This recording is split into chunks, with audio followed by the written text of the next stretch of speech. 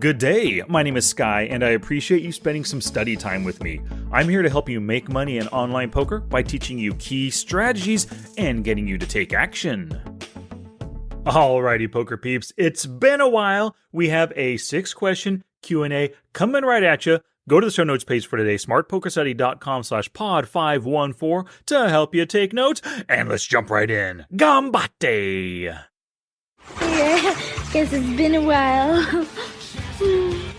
Question 1 comes to us from Daniel, and it's about raising on the flop. I know I need to work more check raises and raising their bets in position into the flop, but I always seem to talk myself out of it and go for the turn raise instead, as I think they will just fold to raises on the flop or call with better. But I realize that if I increase my value raise frequency on the flop, I can work more bluffs into my strategy. What do you think? So thanks for the question, Daniel. And yes, you can probably value raise more flops because we don't do enough flop raising just in general, bluffing or for value. So if we're thinking about value, when you're in position, raise with top pair or better hands to get value from players who just can't fold. And most of the time, if you're raising for value, you want a board that will allow you to barrel the turn. So often dry or semi-wet boards are good for this, like Ace-10-4 Rainbow, and maybe you hold an Ace-Jack. He has a ton of weaker Ace-X, even 10X, King-Queen, King-Jack kind of gut shot hands that could potentially call your raise. And if you're up against a fish who just can't find a fold with any draw or any pair, make larger value raise sizes if they can give you value with many weaker hands and draws. Depending on the board, of course. And beware of raising on wet boards if you just do not like a ton of turn cards. So let's think of a different example. The board is 10 of spades, 9 of spades, 6 of clubs. And you hold King 10 with no spades. So top pair, King kicker, but 10, 9, 6, 2 spades, very wet board. You could raise him right now, but if he ends up calling, he's calling with a hand that connects with the 10, 9, 6, 2 spades. So there are a ton of turn cards that don't help your range, but help his.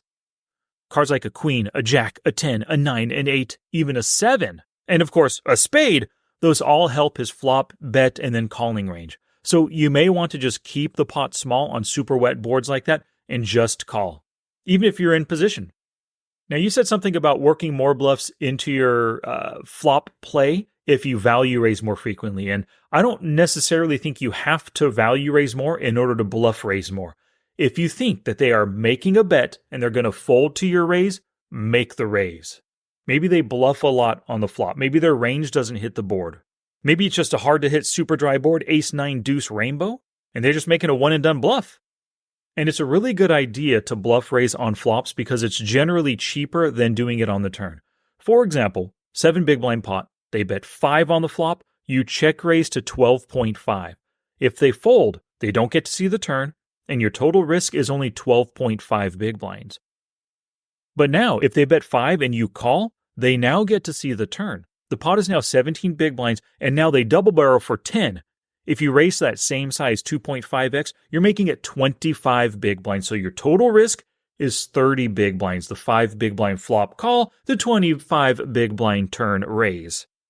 Now sometimes because you're making that bigger bet on the turn, it's going to work more often probably, right? 25 big blinds versus 12.5 on the prior street. Plus you earn a little bit more because he bet 10 big blinds on the turn when your bluff works. But it's just more costly in general. So what I want you to do, Daniel, is experiment with more bluff raises and value raises on flops, and just ask yourself, when you're bluffing, can he fold a lot of better hands? Or if you're going for value, can he call with worse hands? Okay, question 2 comes from Daniel once again. Another question related to GG Poker and using a HUD.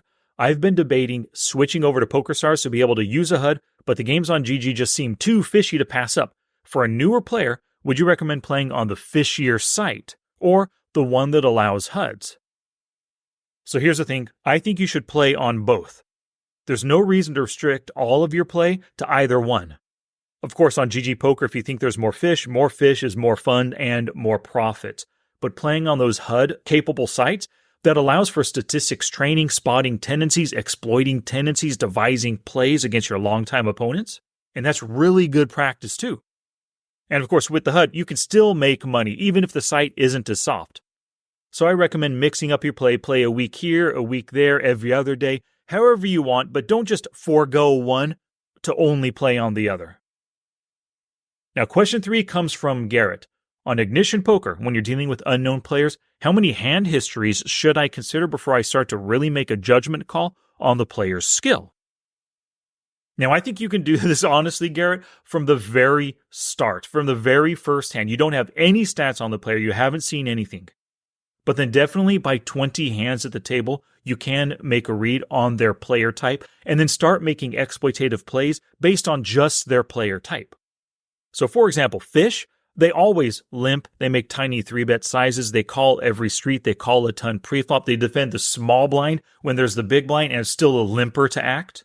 You see weak hands at Showdown. They call 2 bets and they cold call 3 bets of 9 big blinds with like King 9 suited. They have a 30 big blind stack. They unnecessarily show their hand when everyone folds. So if you see players do any of that in the very first hand at the table, consider them a fish. Tight aggressive players, they make what seems like good sizing. They seem to be attacking weakness. They check post-flop instead of barreling, like trying to control the pot, and they fold versus steal a lot, and they fold versus 3-bets a lot. Boom! You see that kind of stuff? He's a tag. You can notice all of that in the first 5 hands at a table. Now, loose aggressive players, they make a lot of 3-bets. They raise a lot. They raise first in. They ISO raise. They c-bet. They barrel. They seem to also bet when other people check and show weakness to them. And those maniacs and gamblers, they seem to play any hand. They're making weird bet sizes, calling big sizes, and end up showing Jack 4 suited at Showdown after putting money in flop, turn, and river with just a top pair hand. And you can truly notice anything that I just said. You can notice that at the very first hand. Actually, you sit down at the table, you're waiting for the big blind. You might see 3 hands be dealt before you even dealt your first hand. Pay attention to the action. See who's limping, who's using good sizing, who's calling a ton, and who shows down Jack 4 suited. But here's the thing, when you make these early reads like this, you have to be willing to adjust your read as more information comes in. So somebody can appear super loose aggressive, but you just got to the table. There's a history there that you don't know about between player 1 and player 2 and player 3. And so they may be playing based on just history, or maybe they've got a ton of good hands, so they're playing a loose aggressive style, right? But then over time, their stats will like simmer down to tight aggressive. The same thing, a fish can become a tight aggressive player, a nit can become a lag. So be willing to change your read as play progresses, as you see more hands against them. Now, in the Poker Forge specifically, I have a couple of videos. Exploit your opponent's course. There's one called Exploiting on Ignition without a HUD.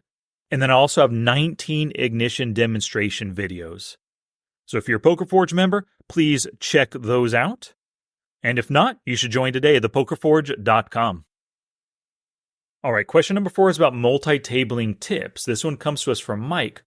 Looking for best practices on playing multiple tables. I saw in one of your prior coaching sessions you place hero in the upper left corner to make it easier to see all the tables. So little easy to implement stuff like that would be helpful. Thanks for the question, Mike. So the very first thing, use 2 monitors. You can have Poker Tracker 4 or the site's lobby open on one monitor and your 1, 2, 3, 4, 6, 8 tables open on the bigger monitor right in front of you. And test out tiling and cascading. If you don't know, tiling is where you can see all the tables at once on your monitor.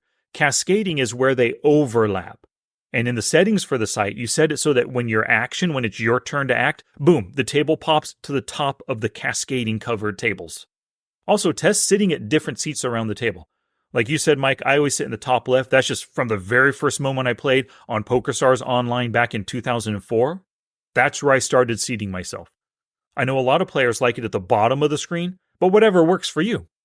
Also, depending on your monitor, you can of course resize the windows. And if you want to fit more windows onto your screen, you don't want any overlap, that's going to be a necessity, especially when you go to 4 or 6 tables. And then, of course, if you're like going from 1 and now you want to do 2 to 3 to 4 tables, just start with 2 tables that no matter what your screen is, you can fit 2 tables pretty easily, no overlap. But now you want to add a third, test where you want to place it, and then add a 4th, and then add a 5th, and add a 6th. All right, question 5 comes from Simon, and it's about his VPIP maybe being too low. I was thinking that maybe I attract too much attention with my VPIP stats because 95% of the field is a lot looser than me. Furthermore, maybe I think I could squeeze more money by playing more hands. What do you think?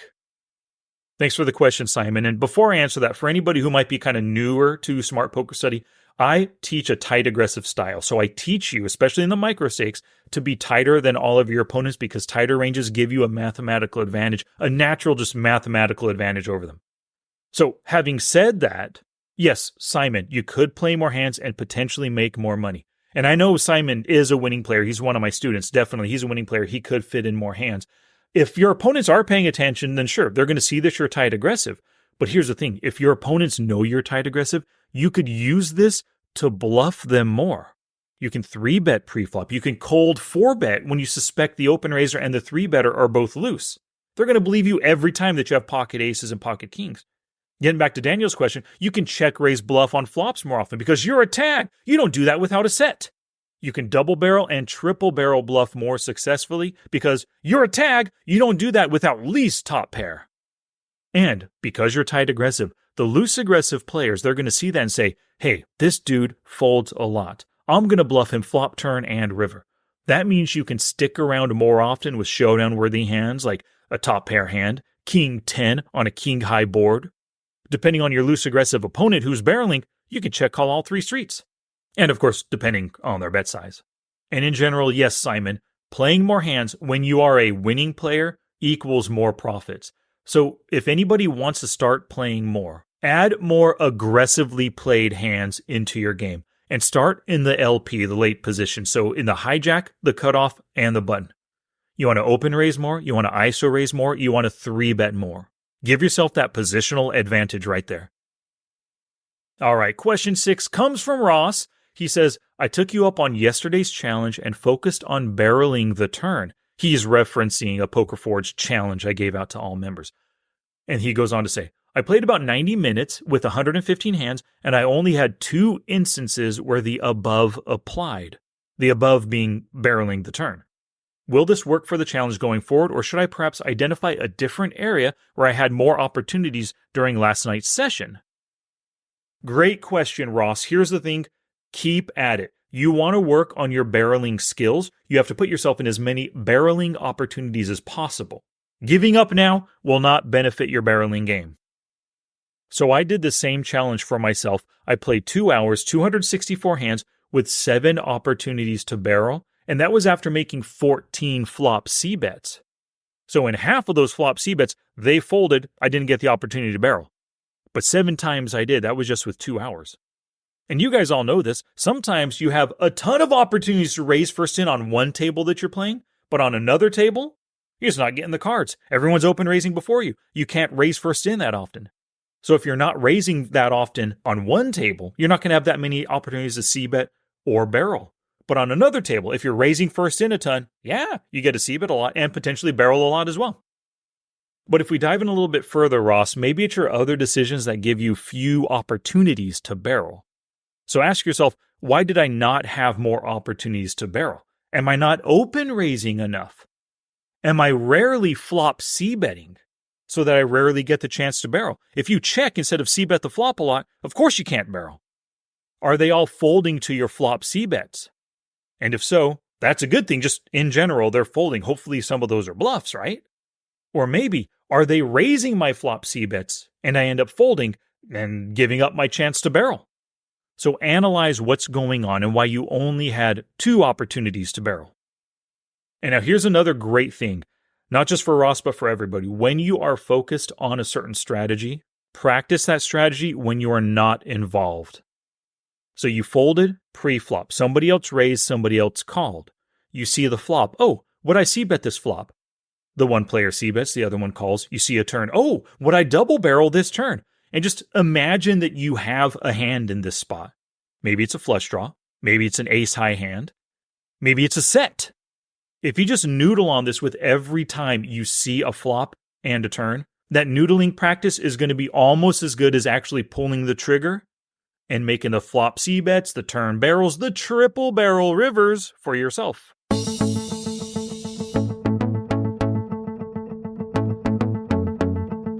Alrighty, thank you all so much for listening.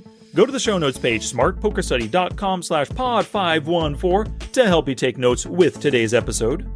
And if you think you need extra help beating the micro stakes cash game realm, please join us at thepokerforge.com. 9 masterclass courses, an awesome Discord community full of members helping each other review hands, hand reading, discuss strategies, earn more money, and also the monthly group coaching Q&As and the monthly turbo tournaments. Well, thanks again so much for listening, and until next time, take action both on and off the felt to become the player that you want to be.